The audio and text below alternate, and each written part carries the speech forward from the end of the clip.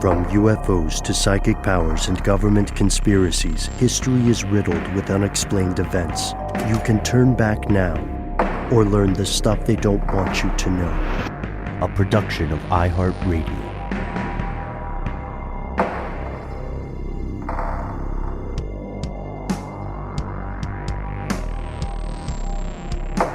Hello, welcome back to the show. My name is Matt. My name is Noel. They call me Ben. We are joined, as always, with our super producer, Alexis, codename Doc Holiday Jackson. Most importantly, you are here. And that makes this the stuff they don't want you to know. It's the top of the week. In the past, I've mentioned that we go through a lot of stories to figure out what will bring you at the top of each week. And this time, our cup runneth over. So we do want to say we are aware of the death of John McAfee. We are going to do a full episode on this because, unlike Epstein, this man did explicitly say, if you hear reports that I have taken my own life, do not believe them. So we're gonna table that now. We're gonna dig deep into the life and times of John McAfee. But in the meantime, we have much more strange news to share with you. Collapsing buildings, an avian conspiracy, discoveries that redefine our understanding of humanity.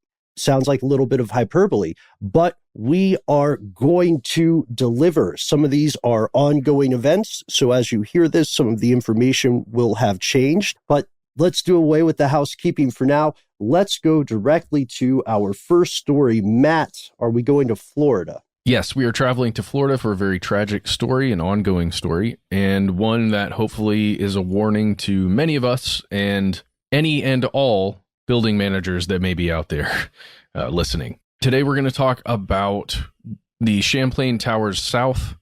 It's a condominium, 12-story condominium in Surfside, Florida. Part of it collapsed. A large part of it collapsed on Thursday, June 24th of this year, 2021. We're recording this right now on Monday, June 28th. So just so you're aware, we're giving you information that we have thus far. It will likely change by the time you're even hearing this because of the nature of the way we record these. As of right now, the confirmed death toll from this collapse is 10 people, and there are still 151 that are missing or presumed still trapped within the rubble in one state or another. We're talking about this today because everything that's coming out about this story shows that this building was very much in need of repairs, and this was a known thing to many people involved. So people who were in charge of the building itself, people who were looking at the building, surveying it, and providing reports to the managers of the building. Even though repairs were essentially about to be underway, it still met its fate and all of the people inside of it. I'm just going to jump here I'm going to give you a bunch of information from a bunch of different sites. The first one is from the Miami Herald, and I would highly recommend that you follow that paper and website if you want up-to-date information, as the place where this occurred is very close to Miami, Florida, and they're reporting from that location. Harold does great work. Yes. Oh, yes, for sure. There's also, this is also horrific, but one of the most horrific aspects to this, you guys, is that it occurred at like 1:20 in the morning. So while almost everybody is asleep, except for a few night owls. And it was pretty much without warning. It just collapsed. There are evacuations that are optional, not mandatory, at least as of today. When it comes to the sister building, there's another condo, I believe it's the Champlain Towers North, that is, I think it's two buildings over, essentially, from where the collapsed condo is. The whole area is extremely congested right now from all of the reporting, so it's very difficult to move in and out of the area, just for anybody who happens to be down there.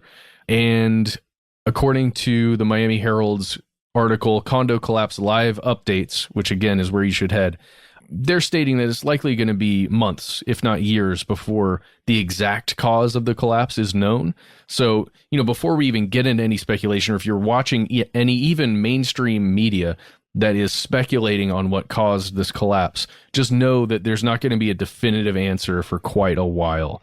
And there are things that we can discuss as probabilities or possibilities, but pointing the finger at any individual is probably not going to be helpful at this point. The focus right now is just on recovering as many people as possible and holding on to the hope that maybe someone is still trapped down there that's alive. Yeah. Yeah. And this is crucial because it is possible at this point, as we record, it is possible that there are people who have survived the collapse, who have yet to be recovered. That was going to be my first question, Matt, was whether there was a specific catalyst for the collapse that had been identified. And it sounds like not only is there not a cause identified yet, but it sounds like the ownership or the management of the structure has been pretty open with their records, right? They're trying to dispel any rumor mongering, I believe. That is correct. You can go to, it's kind of a weird website. It's http://townofsurfsidefl.gov. And there you can stumble upon the Champlain Towers public records and media information. You can likely find that by searching for it, hopefully. It took me a minute of finding a link within a news article. But if you do happen upon this page, you can see everything. On here, you'll find permits, plans, code compliance information, structural field surveys, and building official emails. And I stress that last one. You can see the actual communication between building managers and people who are coming in to survey and then hopefully repair, and all of the repairs that have been done on the building. And this is something very important. This condominium was built in 1981, and it was coming up on what's known as a 40-year inspection, basically, or you've got 40 years of being a building before you're likely going to need a ton of repairs and a major update. And it was about to hit, or it was hitting that this year. And it was, the building and the management were taking steps to make this happen. And you can see that in those emails that I mentioned. You can actually see like where there's communication going back and forth about what's going to occur from these surveys. And you can also see in 2018 that there were surveys done that showed major damage to large areas of this condominium that I believe the phrase that's used is they need to be fixed in a timely manner. That is the statement that is made from the surveyors. I have a question. You hear stories like this and immediately your mind goes to, oh, I live in a condo or I live in an apartment building. Should I be concerned? And there is something to the fact that this is beachfront property, right? This is like, there are certain, obviously, code involved in building on sandy ground or in less stable ground. And obviously, I'm sure a lot of that is mentioned in the reporting around this. But I'm wondering, is that largely to blame? Is it faulty construction, like a combination of the two? Like where are the theories kind of heading as far as those things are concerned? Well, to talk about that, I would go to a couple of sources. There's an interview on MSNBC with a man named Greg Batista, who's an engineer who specializes in concrete repair. You can find that on YouTube. It's titled "Engineer Says Locating Condo Issues and Extremely Complex Puzzle," which is part of my answer to you, Noel. There are a lot of things going on here. One major thing that's been discussed in the news is the interaction with salted air, water that has a large saline content, the ocean. And then when it interacts with concrete, the very porous concrete, it can get into the rebar and it can degrade the rebar, which is like the steel bars that are reinforcing concrete in buildings like this, in many, many buildings. There's this thing that occurs that he and the entire industry refers to as spalling, which is just that, where the concrete surrounding a rebar is starting to degrade, and then the rebar itself is actually corroding and it's weakening. So, and when that's occurring, that needs to be replaced as quickly as you can replace it to prevent, major damage or possibly things like portional collapse or a partial collapse. So that's a pretty good interview. You can check that out, learn about that. But the best one that I've found thus far is another YouTube video on a channel called Building Integrity. It's hosted by a guy named Josh Porter, who's the president of Consult Engineering in Punta Gorda, Florida. The title of that video is Surfside Building Collapse, Miami, Florida, What They Knew, and a Correction. This gentleman's been talking a lot about this, and he is a consultant for building managers, for people who run these large condos, these large buildings, and he's very good at looking at documentation. What he does in this video is he goes through a lot of those documents that I mentioned before that have been released, and he gives you detail that you don't get as a layperson looking through the files, right? So there were images taken in October 2018 of major concrete damage on the pool deck area, and below that in the parking deck. And you can see images of the columns that are spalling, exactly what I described before. You can actually see where the concrete is falling off, and you can see the rebar inside there. It's exposed, which is not a good thing at all. Because it'll rust much more quickly, right? Yes. And to my understanding, from at least what Josh Porter is saying, and again, many other experts who are giving their information on here, as soon as that is occurring, it becomes an exponential problem, right? Where it increases very rapidly. The danger increases very rapidly. And again, I can't speak to the building managers. I can't speak to anybody involved in any of this, but it appears that they were aware and they were attempting to fix it. It's just, it seems like it was too late. And who knows if that's what actually caused the collapse. I can't say that. I'm not an expert. Josh Porter would not say that was the reason. The engineer on MSNBC would not say that concrete degrading was the reason.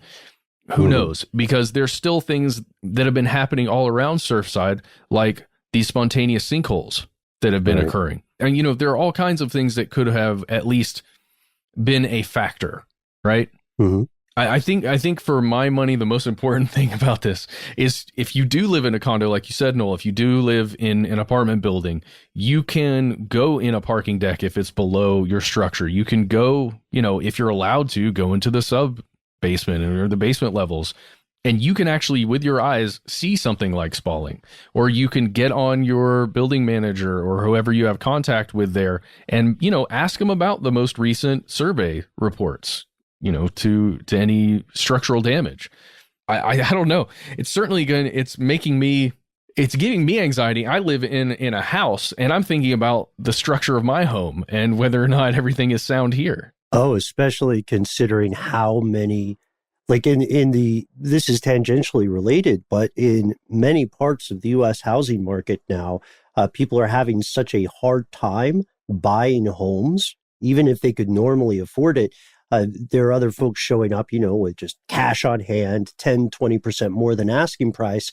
And one of the big things that's happening to people is that they are being pressured to waive the homeowner inspection, which will inevitably lead to more problems down the road. The only question is the magnitude of those problems. And this situation is exacerbated due to geography. The ocean eats buildings. It always has. Yeah, so it's the same with cars, for example. You're supposed to get one of those CarMax reports if you get a used car. Something about Florida, like cars that came from Florida, that is something that has to be reported because of the corrosive qualities of salt water, and it actually gets into the air. So that can cause slow rust corrosion on, say, the undercarriage of a car, or, eat small holes through structural parts of the car that could cause cause the car's life to be lessened, right? I used to own a home, and we had an inspection done, and let me tell you, that inspection certainly doesn't uncover everything. It turns out that there were all kinds of weird Band-Aids that the previous owner had done, like filled, rotting portions of the back porch with Bondo, or covered over all kinds of issues with the roof. And there were structural problems and moisture infiltration into the sub-basement. And it freaked me out. It was a real anxiety for me being a homeowner. I was terrified the place was going to crumble into the ground. Well, there's something of note here from that. Previous concrete damage in the parking deck specifically was repaired with an epoxy where they just filled the cracks. And usually that substance hardens. It works. And again, according to the experts, you can fix broken and cracked concrete with an epoxy. But if that rebar, as we're talking about here, is damaged, then the epoxy doesn't matter. It's going to continue to degrade. So the other point I want to bring out here is water damage.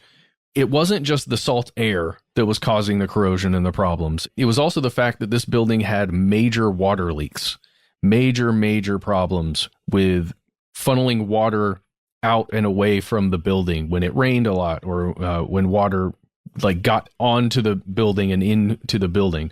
And again, in these reports that you can find online, it shows just how bad that was. And how there was also spalling on a lot of the deck areas of, what is that? I guess it's not a deck. Well, Like a there's a balcony? lanai. That's a Florida deck. That's in Golden Girls. Right. You're talking about for the individual units, Matt? Yeah. Yeah, there's like a little balcony, a like little patios terrace or something. Mhm. Yeah. Or it's called another sneaky term. A lot of property managers will call it a real Romeo and Juliet balcony if there's not an actual thing to stand on. It's just a door or window that opens and there's a little grate. I do want to step back real quick, though. If anybody wants to learn more about the importance and danger of buying what are sometimes called flood cars, because one of the big points is not just the damaging air of the Florida climate, it's the prevalence of hurricanes. It's a huge deal. And you'd see this happen after things like in New Orleans, too, when Hurricane Katrina struck, a lot of unscrupulous people were selling cars that were flood damaged. So do check that out. That old car stuff episode should still be up somewhere. Matt, you're on the money here. It sounds like there were a lot of, I hesitate to call them Band-Aids, but a lot of temporary fixes in anticipation of this larger this larger reconstruction that was going on. And that could be normal for those buildings, but you nailed it, man. You're a mind reader. One of my other questions was about the water table and previous flooding, because that's what we're talking about, right? It turned into standing water. Yeah. And again, all I can do is send you to read the Champlain Towers South Condominium Structural Field Survey Report. This is going to sound weird. MC job number 18217. And that's from October 8th, 2018. You can find that and read through everything here. Exactly what you're talking about, Ben. The flooding problems that were occurring throughout the complex and the major concrete issues. And there's more to discuss here. There was some misrepresentation, I would say. The misrepresentation of this report that we're talking about, the October 2018 field survey. Ben, do you want to talk specifically about that? Yeah. The Herald is reporting that Ross Prato, who was the chief building official for the town of Surfside before he left his post last year, had reviewed this report that said there was, quote, major structural damage. And he told the board of this condo that it was in very good shape. Yeah. Head on over to, I was going to give you USA Today. Everybody's been reporting on this. This is a major story. But again, the Miami Herald has an article. Surfside official was sent disturbing report. He told board condo was in good shape. And you can read that whole thing. USA Today has the same thing. A lot of these places have pretty much the same stories coming out. Oh, this is very important, you guys. Lawsuits are already being filed here. There is one person who is a survivor, I believe Steve Rosenthal. Attorneys on his behalf reached out and they want a trial by jury. There's another class action lawsuit that was filed on behalf of Manuel Dresner. So, and, it's just beginning right now, and who knows how that's going to develop with more survivors, more people who have family members who are or were in that condo when it collapsed. We're just going to have to continue following this, and all we can do is hope for the best and wish everybody out there well. If you're listening and you have any information on this, please, you don't have to write to us. You can write to the Miami Herald or somebody else. But, if you want to talk to us, we're here and we're listening. Yeah, perhaps one of the most important aspects of this for our fellow listeners who are in the area is the following. Emergency officials are asking folks to call the following number if they have relatives who remain unaccounted for at this time. That number is 305-614-1819. Again, that's 305-614-1819 if you have a missing relative that you're worried may have been involved in this tragic event. All right, and we will be right back after a word from our sponsor.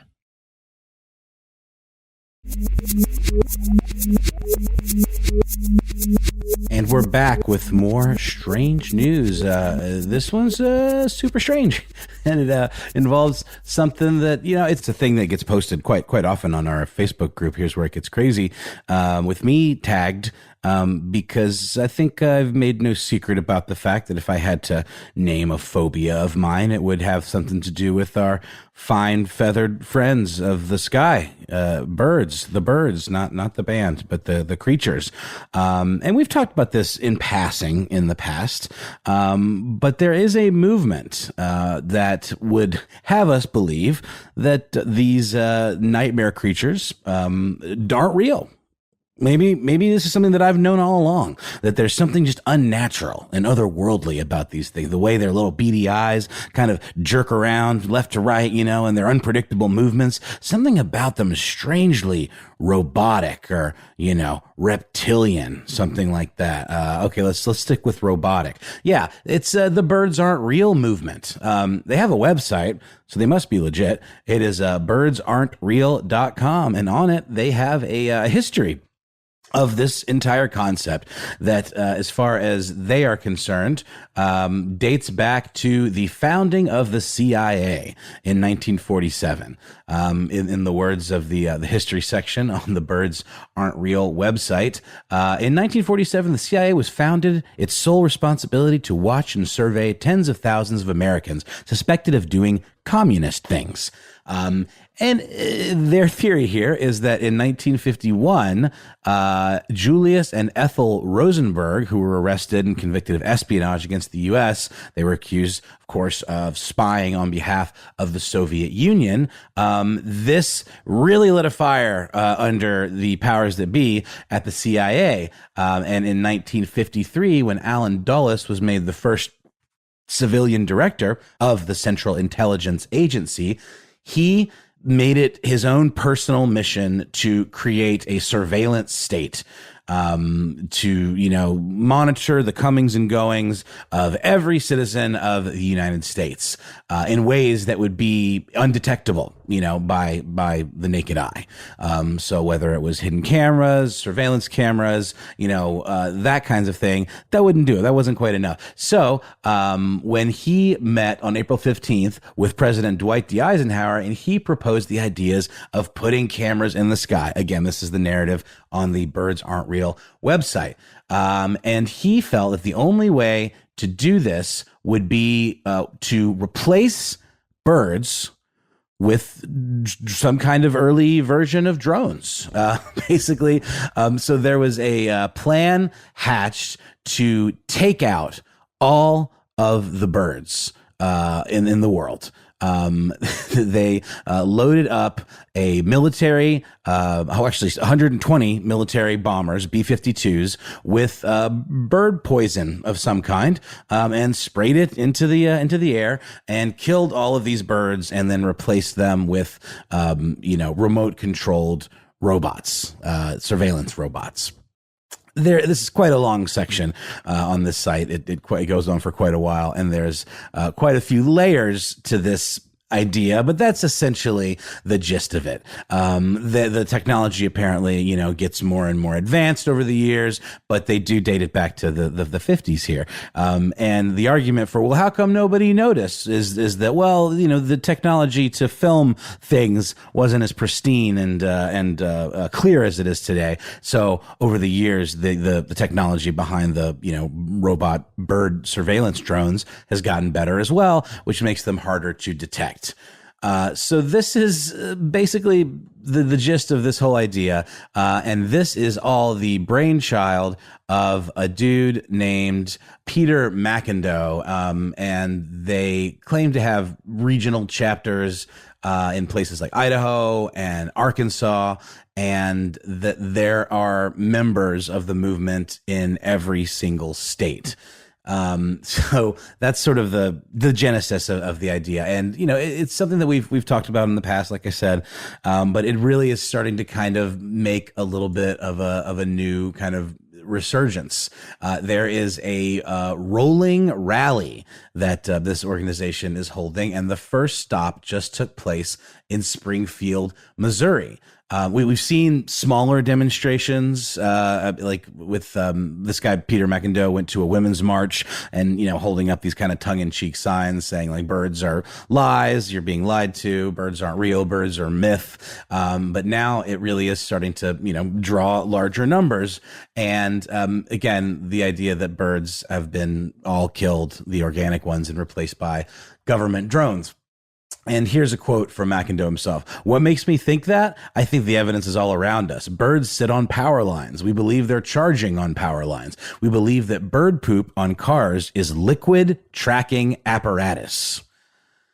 Okay. Yeah. Yeah. It checks out. But it doesn't, because, it's pretty clear. This guy, Peter McIndoe, he's been on several news shows, in Chicago and several kind of like local news programs. And he actually did an interview with the Audubon Society, which is kind of fun that they would pick that story up. And he keeps a straight face the whole time. He's talking about this pretty outlandish conspiracy theory. This is as far back as 2017. And by the way, he's from Memphis, Tennessee. And the first event that he showed up at was the Memphis Women's March back in 2017. And, in the Audubon article, he, again, with a straight face, kind of goes through all of their kind of the mission statement of who they are, a lot of this history and what they hope to accomplish. And, you can't help but see it as something that's sort of like almost like a parody of conspiracy theories, of the idea of like this post-truth world where if we can't believe that birds are real, what can we believe in? I think that's sort of the joke, is that it's like the most ridiculous idea that this species of living thing that we see, and that many of us are, kind of freaked out by, or at least I am, that they aren't real. It's the idea that you can't trust what's put in front of you.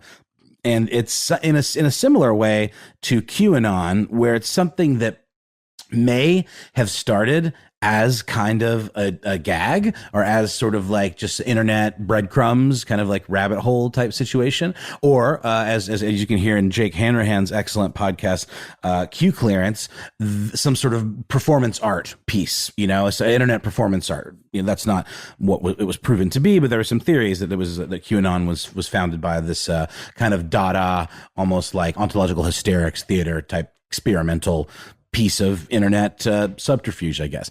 And that does appear to be what's going on with the birds aren't real movement.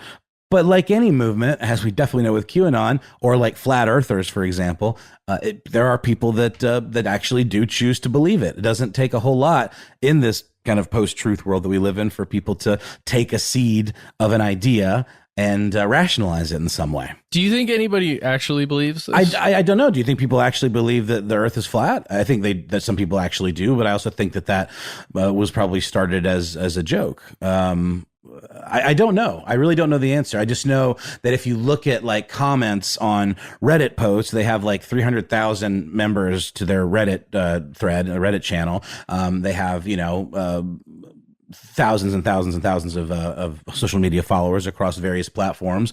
You are going to see some people that don't seem to be in on the joke. And the way, then this guy, McIndoe, has specifically said that there is irony to it, that it is sort of like a dark, satirical, sort of mock conspiracy theory to sort of poke fun at all of these other, conspiracy theories that, you could argue are equally as bizarre and without merit.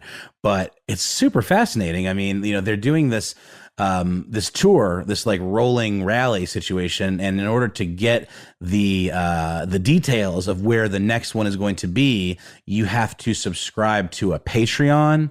There is a lot of merch to be had on their site. So, actually the Audubon, article accuses it of being sort of a cash grab kind of, money-making scheme. But you have to pay tickets for a comedy show, don't you? Also true. I don't think that also makes true. it unethical. What I was going to say earlier is that this reminds me a lot of probably one of the most famous satirical conspiracy theory, lampoons, which is the Bielefeld conspiracy, which started in Germany in 1994. If you guys are familiar, it's the idea. It's the same thing. It's just a town in Germany instead of birds. They said this town, Bielefeld, does not actually exist, but there's a great tale spun out there too that it's an illusion created by various nefarious forces. This one became so popular that Chancellor Angela Merkel mentioned it, like in public. So the nation of Germany has adopted this, which I think must doubtlessly be inspiration for things like birds aren't real. It also reminds me, I don't know if you guys ever met him, but I have a friend named Ben Palmer who does a thing called Hope This Helps. He used to be an Atlanta-based comedian. He moved out west, and he goes to directly to your question about whether or not people do believe in this. I would say no for birds aren't real, at least yet. Yes for flat Earth. Probably not for the Germans in the Bielefeld conspiracy. But this guy does something brilliant where he not tranks. I was trying to say pranks and trolls. So he tranks these people, older people, often older or more myopic people on places like Facebook by posing to be a big corporation like Chick-fil-A or what have you, and then saying things that would offend the perceived demographic of Chick-fil-A. I just highly recommend checking out Hope This Helps if you enjoy the kind of subversive comedy that, you're describing here, Noel. It's very yes men. Yes, very much so. Yeah, I would just say I do think Ben's right on. It's a performance piece by filmmakers. This guy, what is it? Somebody cited him. Kill My Dog Productions. It's what it's called, at Kill My Dog Prod on Twitter. Huh. You think that's a reference to Save the Cat, the film guidebook? I'm not sure. I just know that person is referenced on birdsaren'treal.com under Who Are We? Mm-hmm. They're saying that this person is a very talented filmmaker and storyteller, and they attribute a lot of work to this person named Kendrick Smith. With a banned TV ad from 1987. That was pretty impressive. A very impressive, impressively produced retro commercial. It's great. No, you're right. I mean, the commercial itself has the vibe of like one of the infomercials on the show, like I Think You Should Leave, for example, where it's like almost the combination of like a political campaign and like an ambulance chaser lawyer kind of commercial that you might see on like public access TV or something. No, I 100% do agree with you that it is a very cleverly executed satire. I just think that, there are so many people. How is any of the flat earth stuff any more convincing than this kind of false narrative, and like why I think there's even less reason for scientists to lie about the earth being flat. We've talked about that, like how it just doesn't like to what end and whose benefit. At least with this, we know that the CIA, had a genius idea of how to surveil, the citizens of the United States. But what would they have done with all the bird carcasses? That's my question. Like, how would they have dealt with that? And how would that not have been a giant red flag? We would have seen something about that in the news, I think. Yeah, in both cases, conventional science disproves the very possibility, right? But in both cases, there is perhaps information that every person is not privy to. Perhaps that's why it seems possible, I guess, to be true for somebody who truly believes it. I don't know. In this case, I think the whole thing smacks of parody. I don't know. That's what I get. I get that sense from the people who run the show, who are interviewed quite often for this. You can just feel the sarcastic nature of it. But maybe, I don't know, maybe that's just me. Some definite Children of Kaufman vibes, Andy Kaufman. And also, I will add, since it is my mission to do these sorts of things, I will add that in all fairness of the Birds Aren't Real elders, some have been pulled from Instagram. Birds Aren't Real Savannah is gone. Really? Also, Flat Earth, yes, there are true believers. I don't think there are birds. I understand what you're saying, with the statistics, the breadth of the statistics, right? Out of almost 8 billion people, is there someone who's like, I've never seen a bird? I know. Except on television. The problem is that might happen if stray cats continue eating all the birds, but if birds do disappear, then we'll have much bigger problems on our hands, I think. But yeah, kudos to these guys. I hope they continue doing this. I do too. And I honestly, even if it was literally just like a clothing brand called Birds Aren't Real, and they didn't even go the extra mile of creating a whole mythology around it, I am super into some of these shirts and socks that they have on their site. They even have like bucket hats. Wait, are you doing this just to get swag? Oh, I mean, I don't think I don't think I've ever been cold sent swag from anything we've mentioned on the podcast. Is that the conspiracy of this? That's segment? The whole conspiracy. I would really love an XL of the "I Am a Lie" shirt with a pigeon on it, though. If you guys are listening, and they've got some really cool like hats and.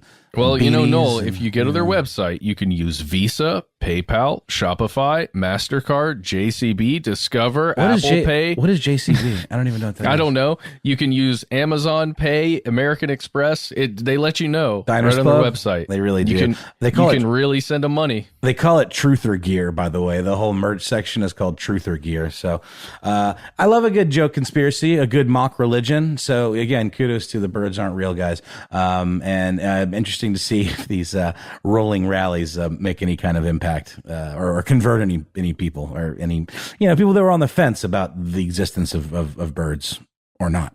So with that, I think we'll take a quick break for another sponsor, and then we'll be back with one more strange news story.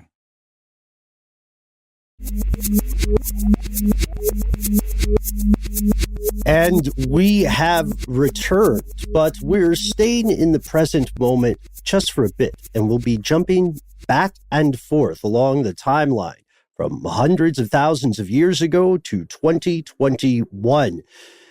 People are making a lot of money selling swag, saying that birds aren't real. But there are also people who are making a huge splash saying that we have a fundamental misunderstanding of the human species. This is a topic that has fascinated, me, Matt, in the YouTube days. You're really into it as well. The discovery of ancient near Homo sapiens. This is something that if you've been a conspiracy realist for a while, you can probably remember how amazed we were with the discovery of Homo florensis and various other things like Denisovans that were not identified until 2010, I guess, in Siberia. Other species in the genus Homo, right? So if you're listening to this, odds are you are a Homo sapien. There is a non-zero chance that you may have some bits of the genetic code of things like Neanderthal, especially depending on where your ancestors originated. But when we look at the earliest days of what would now be called Homo sapiens, what we see is that it was much less homogeneous than people would have us believe. And there is an interesting but not fully supported argument that some of humanity's oral traditions about things like giants and gnomes and dwarves and so on could actually be very sensationalized, very embellished recollections of early Homo sapiens running into these things. if you've heard our episodes on this, like Lost Races of Man and so on, then you might be thinking, guys, why are you just giving a recap of something you think is cool? You're just summarizing your old episode for us? Well, yes, sort of, but it's with a very important update. A possible new species of early human has been found, not just in one place and not just one species. There's one that was recently reported in Israel, and there's one that's recently been reported in China. Both date around 140,000 years ago. Wow. And both have already, again, caused quite a splash. Like, have you guys heard about this? Have you seen this in the news? I heard about one, I guess, the Dragon Man, I think. That's the one that was found in China, I believe, that may or may not be Denisovan. I might be wrong here, but it may be a completely new link. People are bucking up. The reason people are the reason academics are butting heads about that one in particular is a bit of first, some very valid questions, and then maybe accusations of nationalism on the part of the Chinese academic teams. But that's not us accusing them of that. This is more what's in the wind at the moment. Yeah, the Dragon Man, let's start there. That is one of the most interesting, perhaps. The strangest thing about this is that this skull was discovered way back in 1933. There was a construction worker who was helping to build a bridge in a city called Harbin. And while building this bridge in 1933, he discovered this bizarre skull, and he recognized it was something important. You don't have to be a paleoanthropologist to understand this. It is immensely rare to find a skull like this that is quite unusual. If you've ever seen the skull of a Homo sapien before, just 4 years earlier, for context, researchers had found the skull of what was called a Peking man in Beijing. And so it appeared that there was a link, there was important research on the horizon. But Japanese authorities were occupying this region of China, Northeast China, during this time, during this discovery in 1933. So this guy instead hides it. And for decades and decades, he doesn't tell anyone. And some people believe it may have been due to personal shame for, that working with Japanese occupation forces could have been seen as collaboration. But either way, fast forward 85 years, what a secret to keep. And this skull has been finally turned over to authorities. The scientists that are looking at this immediately said, this is a new species. We're calling it Homo longi, or Homo longi, Longi. And we're going to nickname it Dragon Man because it was discovered near the Dragon River. If you look at it, like, you guys have seen the skull, right? There's a really great simulation of it. I'll drop in the chat that comes to us via Carl Zimmer over at the New York Times. Yeah, even just looking at it on the Science Mag article, sciencemag.org article, just seeing like a profile or a front on and side shot. Initially, I was like, what is different about this? Like, what doesn't line up? And it's subtle, sort of. But then when you really start to zero in on it, it cannot be mistaken for a Homo sapien skull. What was the first thing that caught you about it, Ben, that sort of grabbed you and something is off about this skull? Definitely the brow ridges, the deep set part of the deep set cavities for the eyes. And it looks like it definitely had a bulbous nose. This is such a weird way to say this, but guys, trust me, it really pops when you see it next to a Homo sapien skull. Correct. And where can you see that, Ben? You see that comparison? I just did a Google image search of a Homo sapien skull and just kind of tab back and forth or whatever, but I'm sure there's a good... I was wondering if somebody had done that. I didn't see it on The Guardian. But Ben, when you say brow ridges, I mean, we're literally talking about these cartoon... to borrow your word of choice, Ben, cartoonish kind of bone eyebrows. They really are these arcs, these very pronounced thick arches above the eye sockets, which are almost square in shape, the eye sockets. Yeah. And this is ruffling a lot of feathers. This is shaking a lot of bones. There we go. You'll notice that the teeth are missing. All you really have is the skull, the upper jaw. The jawbone is missing as well. The researchers published a paper quite recently where they said this was an adult of great size. They said that he probably didn't have he probably had a weaker chin, and that his brain was about 7% larger than the average brain of a living person. And then they said that based on what we can tell from this fossil, and it is a fossil with no DNA, by the way, which would change the conversation. They said this fossil, its features have never been found in any other previously named species of what's called hominin, which is ultimately, everybody's grandparents. And one of the co-authors, a guy named Christopher Stringer, argues this is distinctive enough, based on what we found, to be a different species. It's at least 146,000 years old, but it might be as old as 300,000, something. This means that if it was around, it could have been alive at the same time as the tiny hominins, like Homo naledi in South Africa, the Indonesian Homo floresiensis, and even another smaller hominin discovered in the Philippines. The issue here is that without genetic evidence, other scholars who are not directly involved in the research are saying, hey, pump your brakes. We like a good hominin ghost story as much as the next, but we want to make sure that this is actually a distinct species. And this has happened before in research, not necessarily with humans as much, but definitely with animals. Someone will discover something and, they'll call it like Doc Holliday's magpie or jackdaw or whatever. Then someone else will come back and they'll say, actually, it is the kind of raven you find in New Zealand, but it's this raven. And then someone's like, but I named it after me.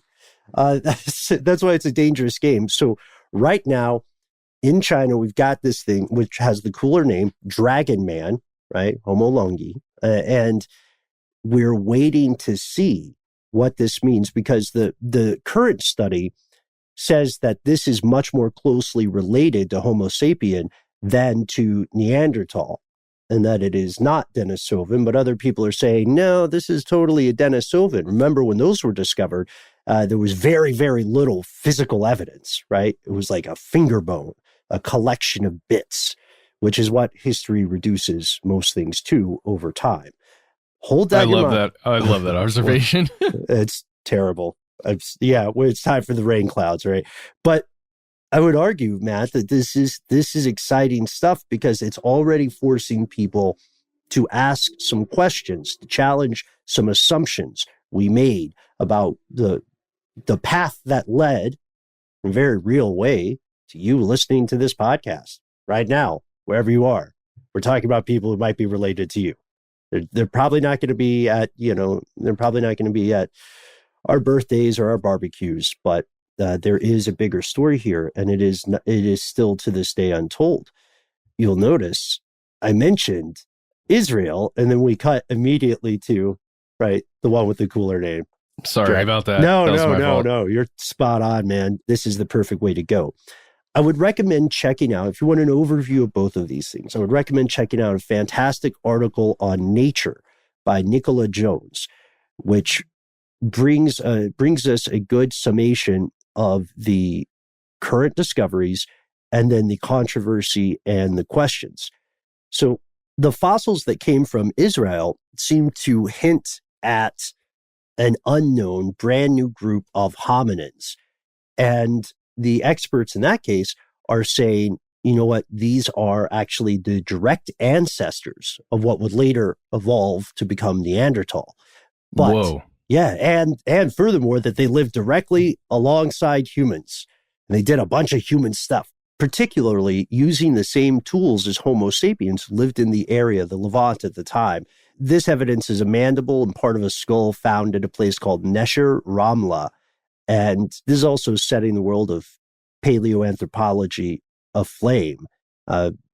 this people are still having the same questions. They're still saying, well, what if they are just Neanderthal instead of the ancestors? What if they just, instead of coming from Africa, they had a reverse migration?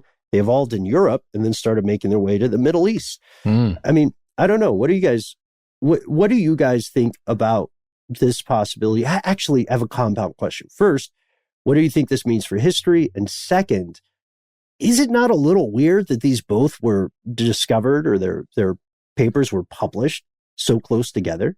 I think that's the most remarkable thing, because it's going to take time and more studying to, get any kind of definitive answers here. And it's going to be difficult to get definitive answers in both cases. And it's weird as hell that they just came out at the same time. Like, what the heck? The unidentified aerial phenomena report was like on its way, and this is what we get. Secrets to our past. Maybe they're all secrets to our past. Oh wow. Yeah, maybe the UFOs will request their bones back. That's crazy. I mean, but correlation's not causation, right? I had to keep beating that in my head when I was reading this. That's one thing that, a lot of us listening today will ask, though, is, well, what does this mean? You know what I mean? How does this affect the price of my bacon cupcake of the month club?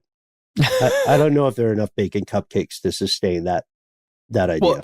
Well, look, I know it's silly and cheesy and not plausible, but I really am waiting to wake up one morning and just read that we've definitively proven that the engineers from Planet X or wherever, not that Planet X, but another one maybe, really did seed the planet with life at one point and did visit for a long time just to check and see how things were going.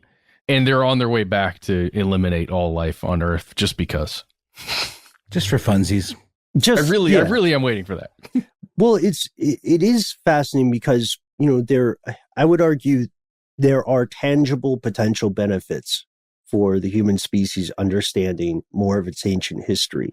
And when I say tangible benefits, I don't just mean a more clear explanation of the big story in textbooks. I mean that there may be medical realizations that could be applied to people today based on their own ancestry or lineage. That could be a very real thing. And is it possible that some of the lessons learned there could save lives? I mean, maybe. Right now, it's very difficult to say because these fossils, again, do not have DNA material.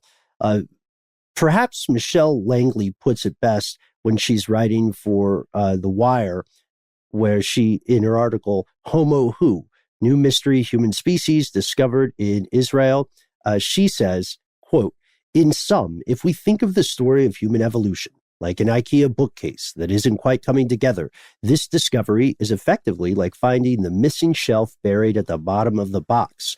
The new Neshler-Ramla Homo adds for a better fitting structure, although a few mysterious extra pieces remain to be pondered over."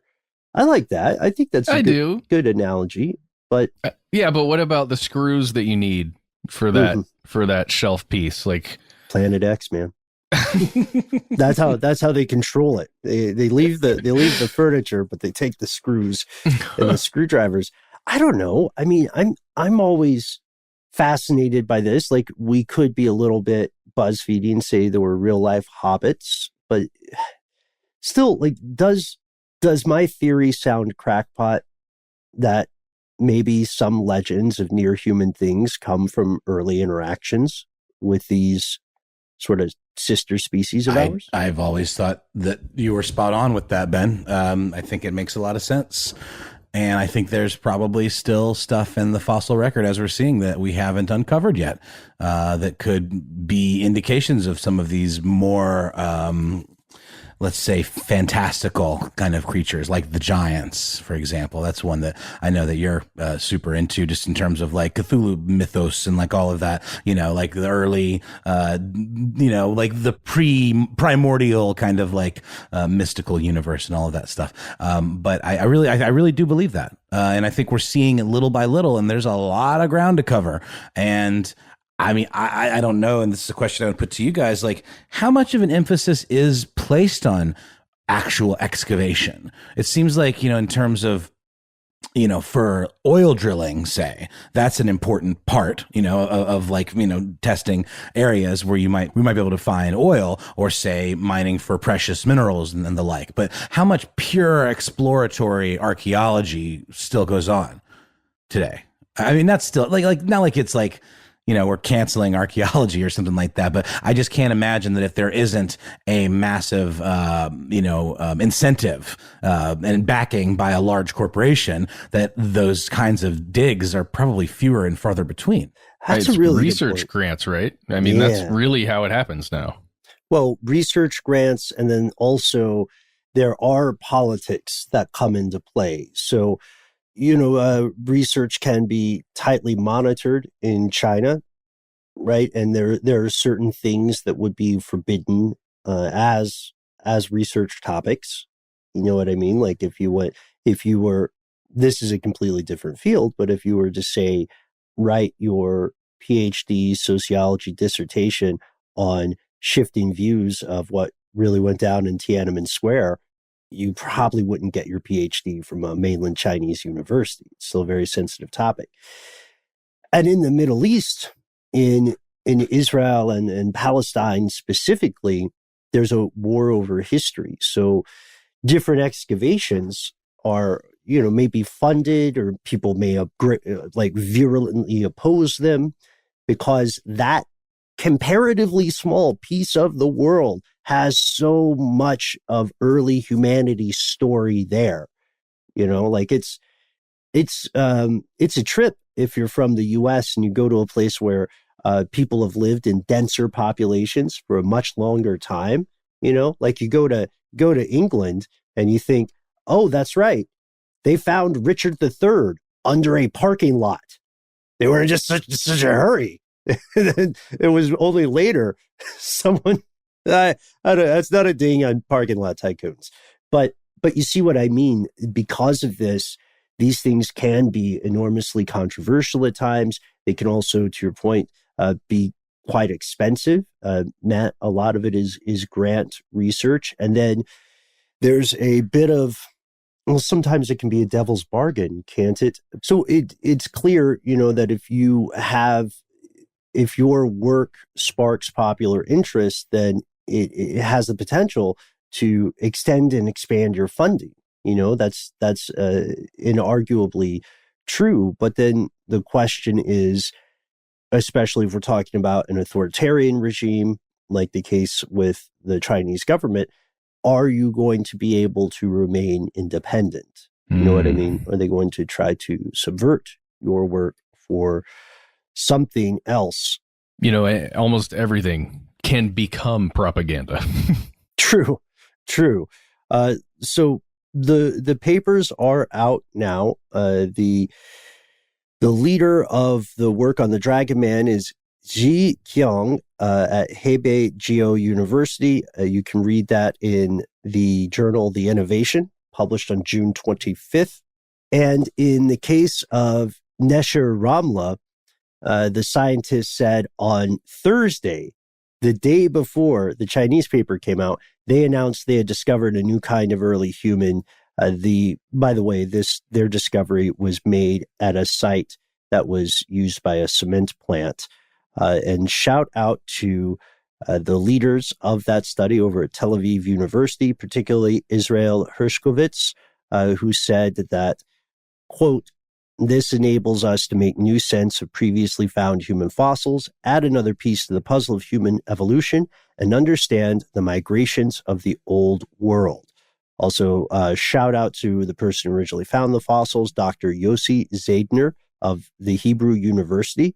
He was exploring the mining area of the plant near the city, and then he made this once in a multi-million find. So I don't know if Dr. Zaidner is a gambler, but as we've said on the show before, might be time to buy a lottery ticket. There you go. His name is not too far off from Dr. Zaius from Planet of the Apes. Coincidence? I think so. I think so. Correlation or causation. Indeed. There we have it. What better note to end on? We've gone from the ancient past through ongoing conspiracies, through tragedy, and to the future where the human search to understand more of itself will continue. We'd like to hear from you. We'd like to send special support to our friends, our colleagues, everybody who has a loved one affected by the events in Florida. Please stay safe. And please let us know your take on any of the questions that we brought up over today's show. But how do I do that? You might be saying, shaking your fist at the sky in anger. Well, we try to be easy to find online. That's right. You can find us on Facebook and Twitter and YouTube, where we're Conspiracy Stuff. On all three of those. You can also find us on Instagram, where we're Conspiracy Stuff Show. And if you'd like to use your mouth to communicate with us, God, that's weird. No, do it. What do people have to put their mouth on, Matt? Well, put it just near, in the close proximity to whatever phone-like device that you have. And you can dial this number, 1-833-STDWYTK. You will hear Ben prompt you to leave a message, or you can turn back, your choice. And when you do leave a message, tell us what you would like for us to refer to you as. Please leave your message. You'll have 3 minutes. Use them however you wish. We request that you say whatever you think might go on air at the top, and then anything you want to say directly to us or the team at the end. That makes it easier for us to cut it down. And let us know if you give us permission to use it on air. That's very, very helpful. And what else, Ben? Oh, hey, if it's a lot of stuff that you want to say and you can't really fit it all into one 3-minute message, hey, don't worry. We have this thing where you can send us all of the text you want, all the links, anything. Just send it our way to our email address. We are conspiracy@iHeartRadio.com.